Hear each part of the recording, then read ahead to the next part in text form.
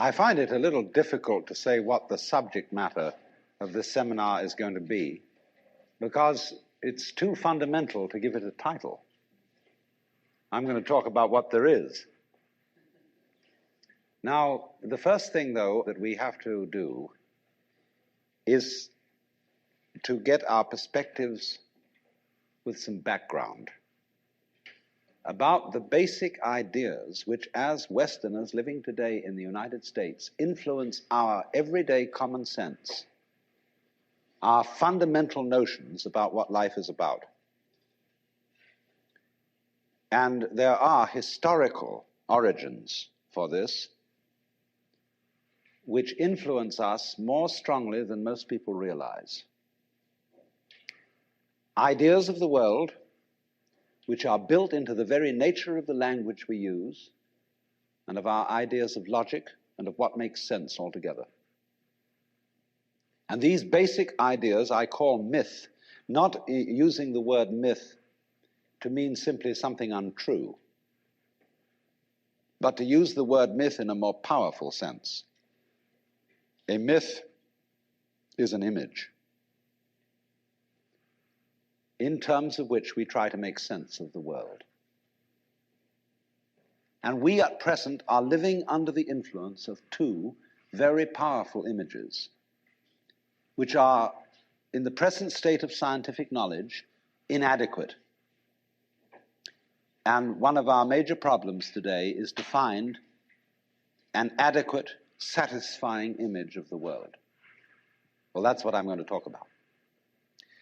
And I'm going to go further than that, not only what image of the world to have, but how we can get our sensations and our feelings in accordance with the most sensible image of the world that we can manage to conceive.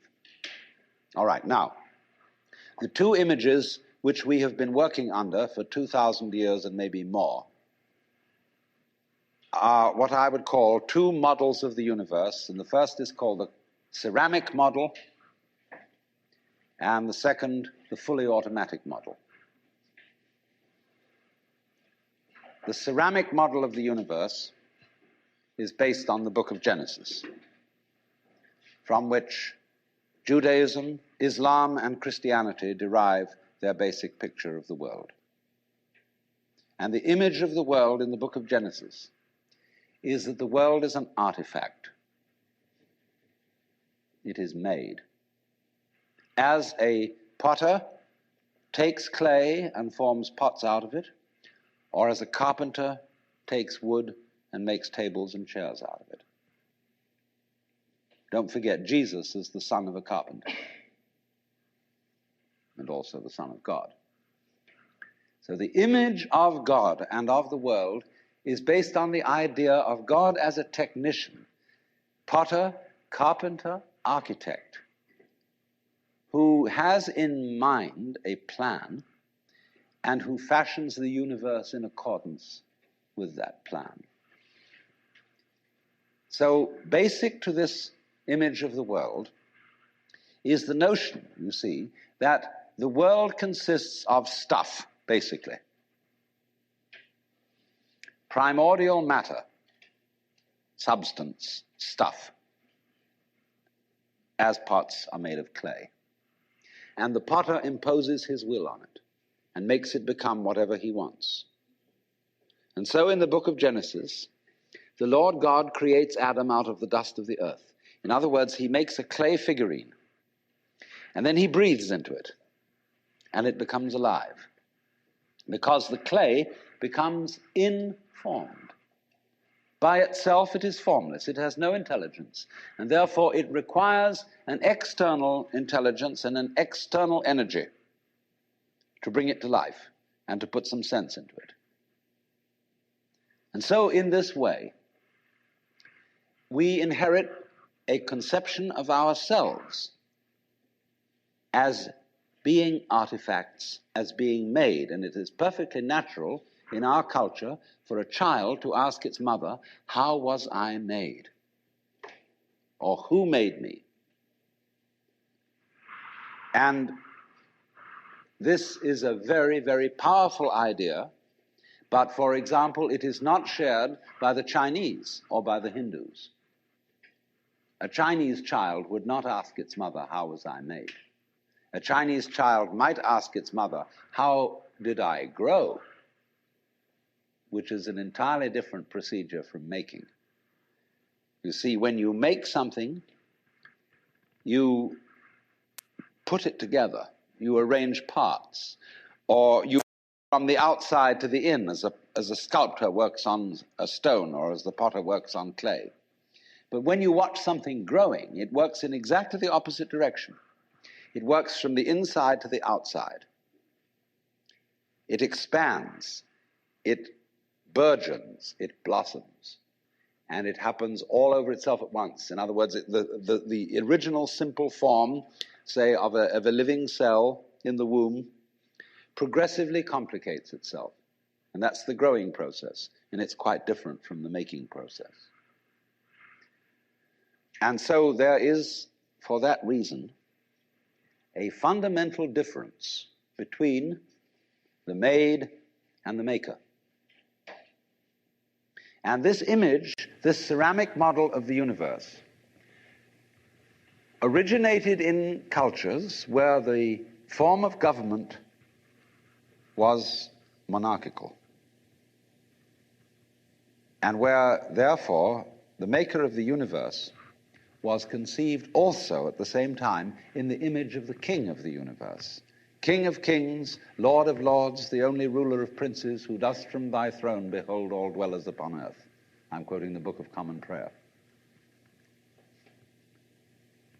And so all those people who are oriented to the universe in that way feel related to basic reality as a subject to a king.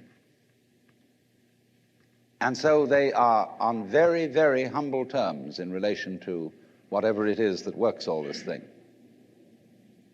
I find it odd in the United States that people who are citizens of a republic have a monarchical theory of the universe, because we are carrying over from the very ancient Near Eastern cultures the notion that the Lord of the universe must be respected in a certain way. People kneel, people bow, people prostrate themselves. Because, and you know what the reason for all that is, that nobody is more frightened of everybody else than a tyrant. He sits with his back to the wall, and his guards on either side of him. And he has you face downwards on the ground because you can't use weapons that way. When you come into his presence, you don't stand up and face him because you might attack. And he has reason to fear that you might, because he's ruling you all. And the man who rules you all is the biggest crook in the bunch, because he's the one who's succeeded in crime. The other people are pushed aside because the criminals, the people we lock up in jail, are simply the people who didn't make it. So naturally, the real boss sits with his back to the wall and his henchmen on either side of him. And so when you design a church, what does it look like? Catholic church with the altar as it used to be. It's changing now because the Catholic religion is changing. But the Catholic church has the altar with its back to the wall at the east end of the church. And there, the altar is the throne, and the priest is the chief vizier of the court, and he is making obeisance to the throne in front, but there is the throne of God, the altar. And all the people are facing it and kneeling down. And a great Catholic cathedral is called a basilica, from the Greek basileus, which means king. So a basilica is the house of a king. And the ritual of the Catholic Church is based on the court rituals of Byzantium. A Protestant church is a little different, but basically the same. The furniture of a Protestant church is based on a judicial courthouse. The pulpit. The judge in an American court wears a black robe. He wears exactly the same dress as a Protestant minister. And everybody sits in these boxes. Like there's a jury box, there's a box for the judge, there's a box for this, a box for that, and those are the pews. in an ordinary kind of colonial-type Protestant church. So both these kinds of churches, which have an autocratic view of the nature of the universe, decorate themselves, are architecturally constructed in accordance with political images of the universe. One is the king and the other is the judge, Your Honor. There's sense in this. When in court you have to refer to the judge as Your Honor, it stops the people engaged in litigation from losing their tempers and getting rude. There's a certain sense to that.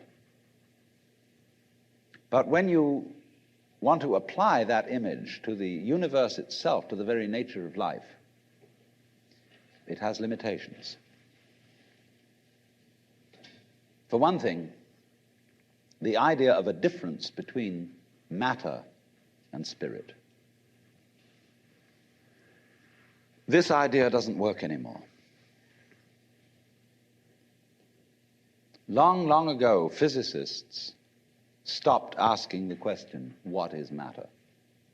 They began that way. They wanted to know, what is the fundamental substance of the world? And the more they asked that question, the more they realized they couldn't answer it. Because if you're going to say what matter is, you've got to describe it in terms of behavior. And that is to say, in terms of form, in terms of pattern. You tell what it does. You describe the smallest shapes of it that you can see. Atoms, electrons, protons, mesons, all sorts of subnuclear particles. But you never arrive at the basic stuff, because there isn't any. What happens is this: stuff is a word for the world as it looks when our eyes are out of focus, fuzzy. Stuff, the idea of stuff is that it's undifferentiated, it's some kind of a goo. And when your eyes are not in sharp focus, everything looks fuzzy. When you get your eyes into focus, you see a form, you see a pattern. And so all that we can talk about is patterns. So the picture of the world in the most sophisticated physics of today is not formed stuff, potted clay, but pattern. A self-moving, self-designing pattern, a dance. And we haven't yet, our common sense as individuals hasn't yet caught up with this.